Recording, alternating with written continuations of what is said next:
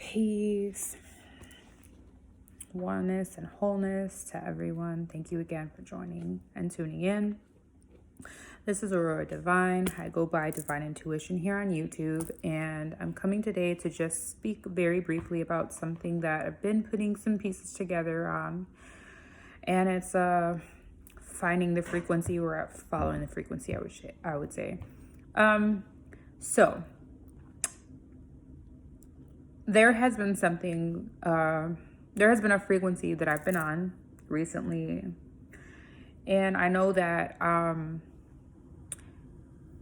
there's a couple of other soul family or soul tribe family members, is what I want to say, that are on the same frequency. So I just wanted to kind of touch base on it and see, how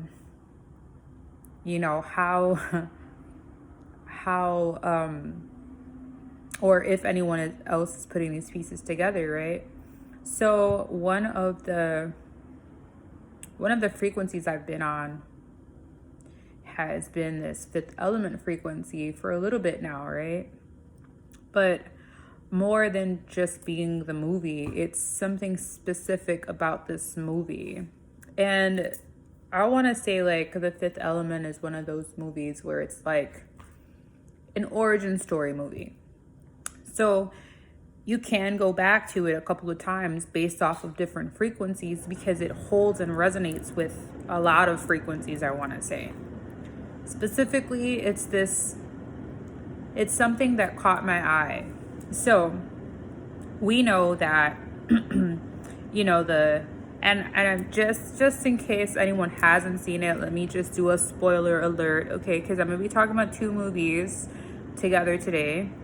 And these two movies are going to coincide. Because they're going to kind of reflect something in particular. So the movie that I'm going to be talking about right now is Fifth Element, and then the next movie is going to be Alien Resurrections.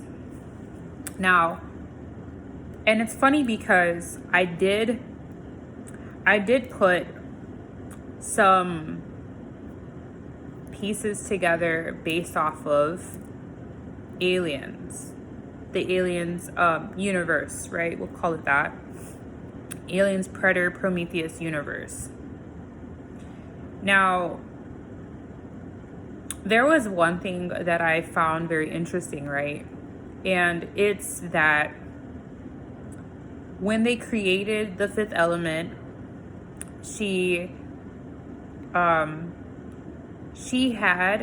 what they had available was bone.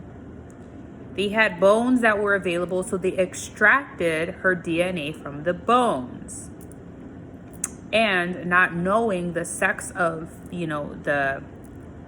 this alien or species, let's say that, because in the movie it's a very galactic type of movie, right? It's set very far in the future or what have you, which looks very far in the future. But it's a very galactic type of movie where, there's different species. There's different species, not races. So they extract the genes from her bones, but before they even do, they literally say that she has 200,000 mammal groups, or basically what I like to say is she holds a record for every possibly living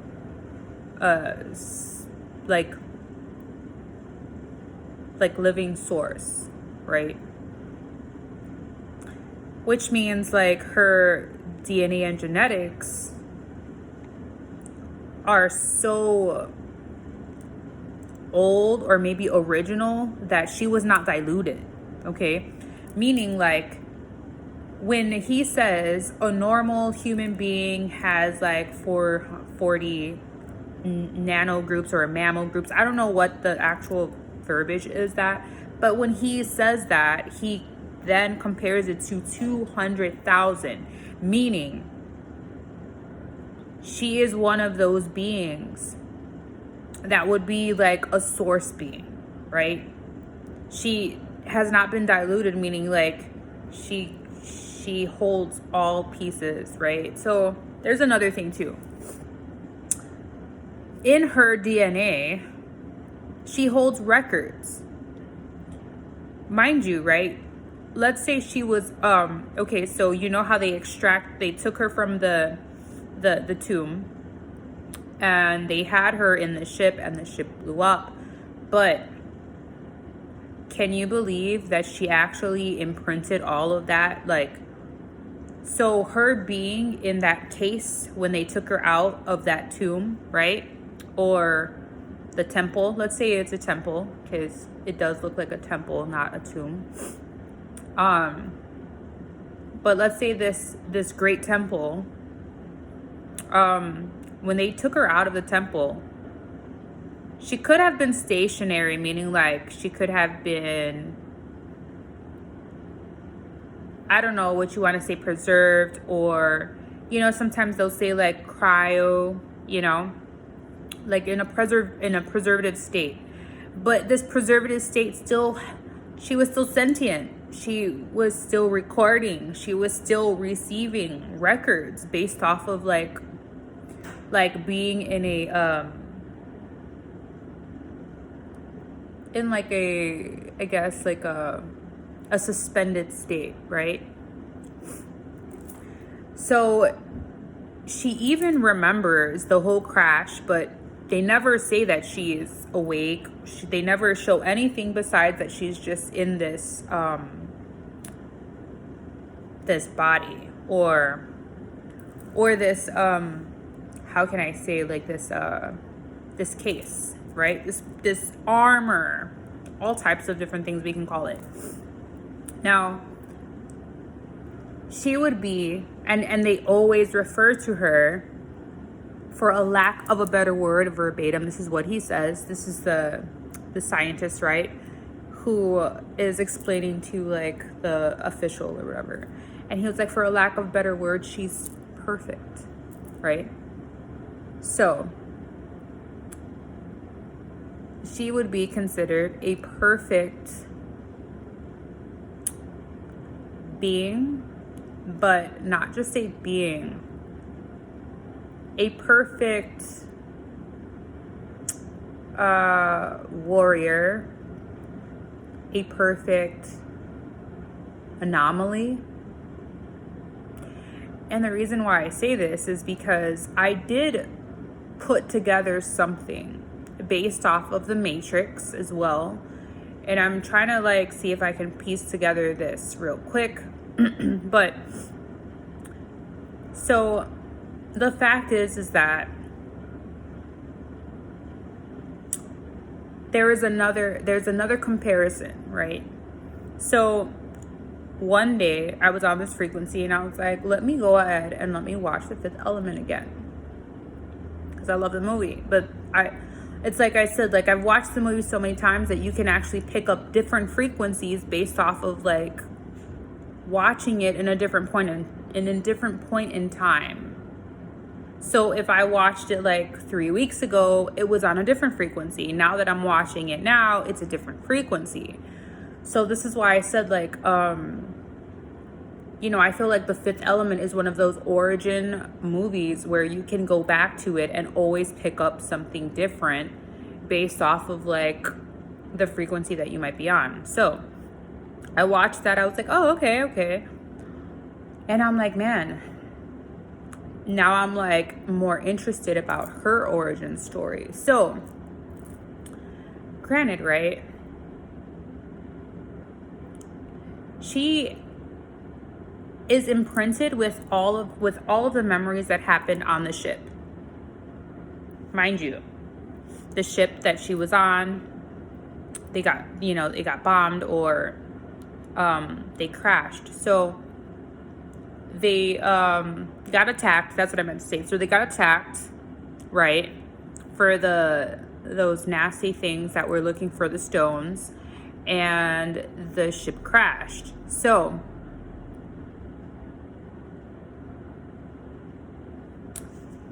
the ship crashed, and she has all of these memories imprinted, because when she is finally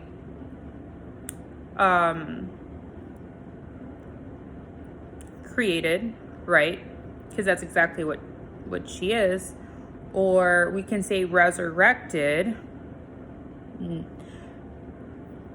She speaks her divine language, which also kind of signifies that she is a divine source being, which is why she has so many like genetic, like a very large genetic profile. That's what I'm gonna say, because I really don't know what that word is.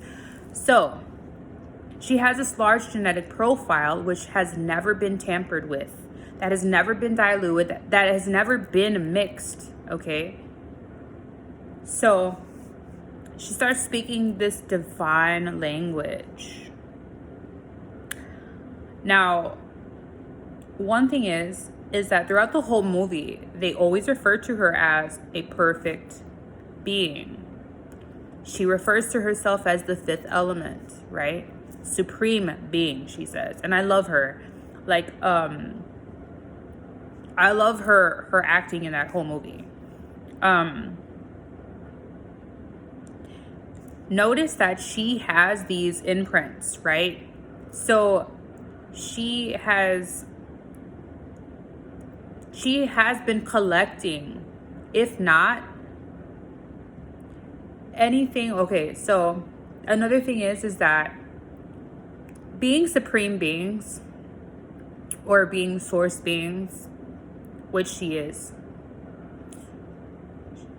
she has the ability unlike others. So that means like she has the ability to receive memories from anyone who is connected to her. And I honestly feel like the reason why she has all of these imprints is because all of those beings that went to grab her out of that, what did I say, temple? That temple, she was already connected to them. So, mind you, she was on that earth 300 years before they came back to grab her. So we don't know how long she has been in like a suspended state. Now, she had all of the blueprints and instructions within her. She knew exactly what her purpose was. It's really wild. Now, I go and I look at that and I'm like, okay. I sat with it for a little bit and I was like, that's really interesting. It's this resurrection type of energy, right? Now, here's another thing. I was watching Alien Resurrections, and I really wanted to watch Covenant, because Covenant goes into Prometheus, or Prometheus and Covenant are actually like coinciding storylines. So I've already been on this Prometheus type of origin. So this is what I'm saying. Like, I've been on this origin type of energy or frequency. And I couldn't watch Covenant because I'm not paying money for it. And so I was like, you know what? Let me watch Resurrections. Spirit within me was like, let's go watch Resurrections. So they've been showing and they've been talking a lot about this Travis Scott. Oh my gosh. Like this Travis Scott, fest. And they keep circling back to 8, right? So lo and behold, this is how I know that I'm so fucking on it. I go and I watch Resurrections, like, I swear to you, not even like 3 or 4 days ago. And this is where I say it's spoiler alert again, okay? So if you guys have seen the Alien universe, you know that Ripley is the main character, and there is something about Ripley that they want to keep alive. And it's because there is something about her genome, her genes, that she is, it would be like she would be like the considered, what would be considered like a perfect host for these aliens, right? But not just that, they've been using her DNA for so long that it's almost like she would be considered a fifth element in this kind of movie saga. Now let me explain, because I don't think a lot of us have realized how they actually show us, you know what I'm saying, that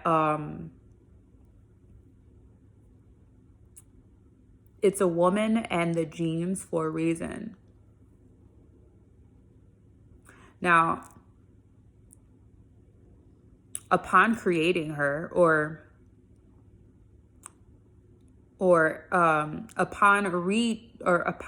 trials of cloning her, right?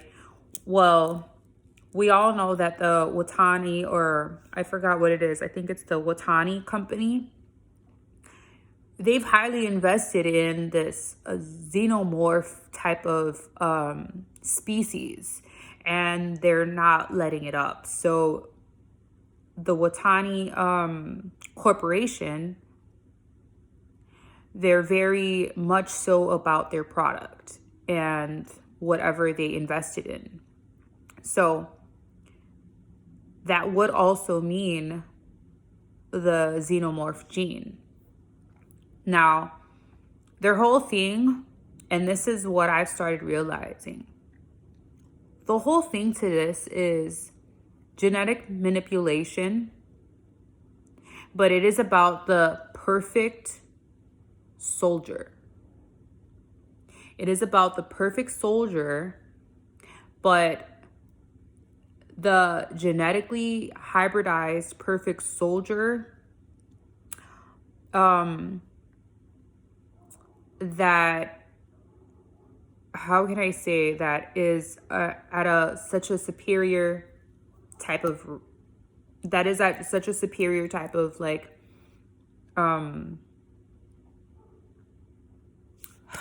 I don't know how to even explain it.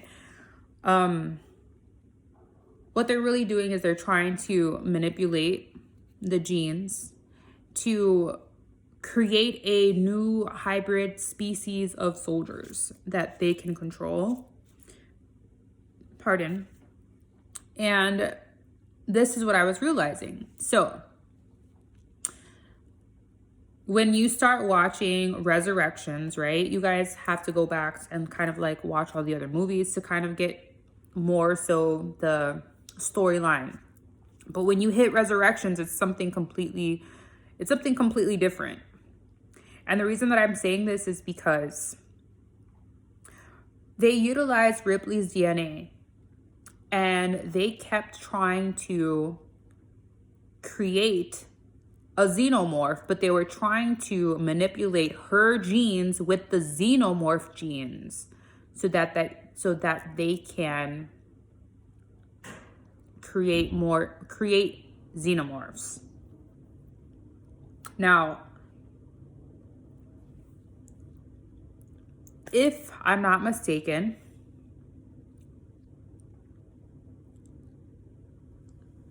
there really is no such thing as a xenomorph in the beginning. It takes the xenomorph gene to alter and change and continue to alter. Meaning it has to go through so many different type of like hybridizations that you finally get the xenomorph. So the xenomorph is like the last, is literally like the last of that evolution or de-evolution. But I mean, however we want to say it, right? So when you look at Prometheus, you have something that looks like a xenomorph, but it's not a xenomorph. It's called like a deacon. And if you notice, what Prometheus shows is that xenomorph strand, or whatever that type of strand is, and I call it the xenomorph strand because that's the only thing that I would kind of know to call it. But it's almost like it has to go through changes to evolve. So I'm watching Resurrections. I'm not gonna get too deep into that part because it does go deep. But I'm like, okay, they finally create Ripley. And the first thing that I hear is the scientist going over, her stats, her health stats and whatnot. And he's literally saying she has no sign of this, no sign of that. She has no sign of any decomp or any, what is it, like,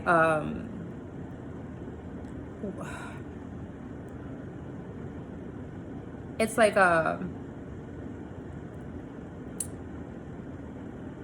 when the genome, or like when the genes start to kind of like any abnormalities. That's what it is. Sorry, it kind of took me back to like Mortal Kombat right now. She doesn't have no abnormalities. She has no defects. He says she's perfect. And I was like, whoa, did he just fucking say she was perfect? Like, nah, he didn't say that. I rewound it and I was like, oh my gosh, he did. And what's the number that Ripley holds as this perfect supreme being? 8. She holds 8. So they tried 7 times to create this perfect symbiotic type of being with the xenomorph gene and Ripley's gene. And they create Ripley. She is the eighth being, the 8th creation, the 8th time, the 8th trial, okay? But that's 2 circles. So then we get to see this new Ripley, and they put her in like a sack, and it would be a sack where it would be like coming out of the womb, right? But the sack that she comes out of, it actually reminds me of like a dinosaur egg, not a womb. So I'm like, yo, this is wild, right? Because you have 2 beings that are called superior, or that are looked upon as superior, but they aren't even birthed. They are created. So this is the energy that I've been on. And I had to say this because I've been meaning to kind of like put this out there. And I want to thank one of my brothers because he just touched base on this. But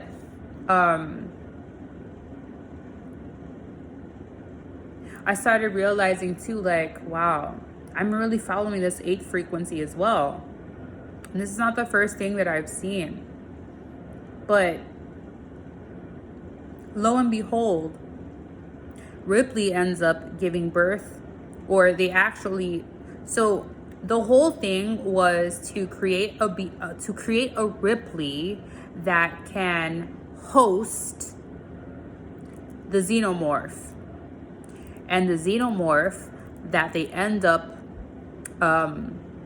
implanting, or putting into this cloned Ripley, which, by the way, we're already saying that the Ripley that was cloned has the xenomorph DNA, so it makes her a perfect host. They extract the xenomorph out of her chest, because we know that, it grows in the chest, and they extract it out of her. Lo and behold, she gives birth to a queen. And this is how all this shit pops off anyway. So anyways,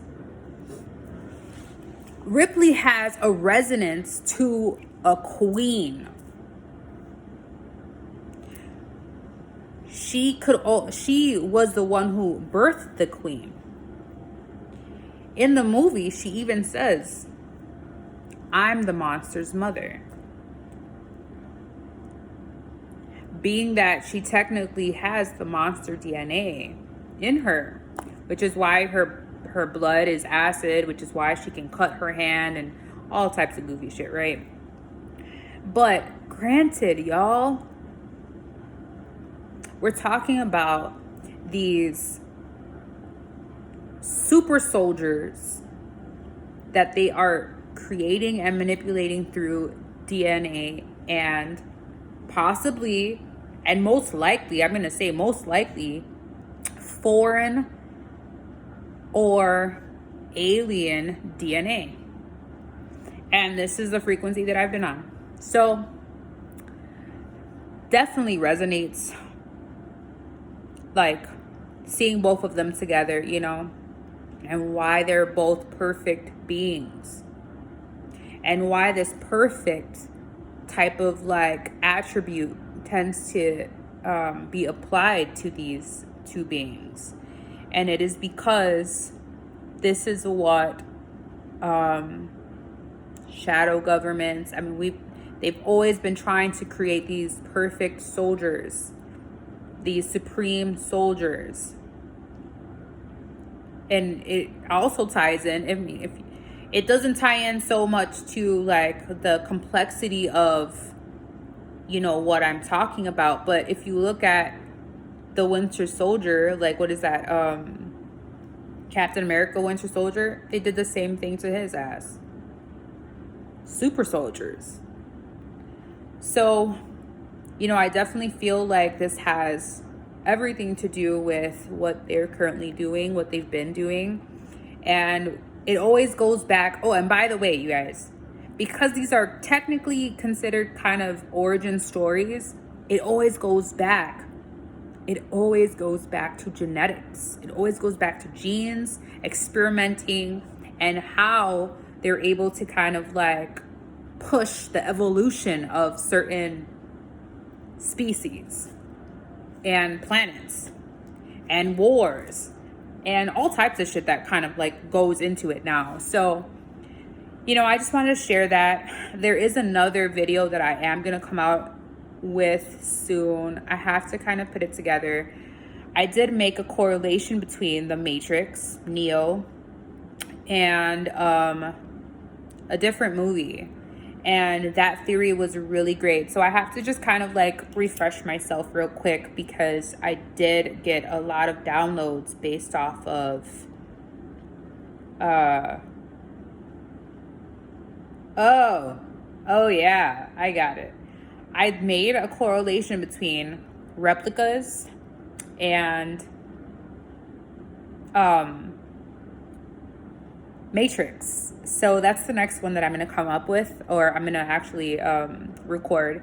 But that one is going to be great, and just bear with me, you guys. I will definitely put that up soon. So that's it for now. I just wanted to talk about the correlation that I was finding in the energy.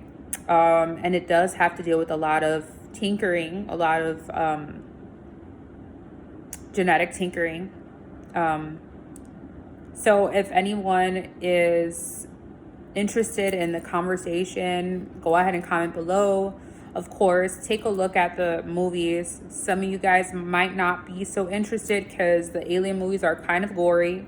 But if you can move past all of that, there's so much info, and my nerd tends to come out. So pardon me when I do speak about, these fascinating topics.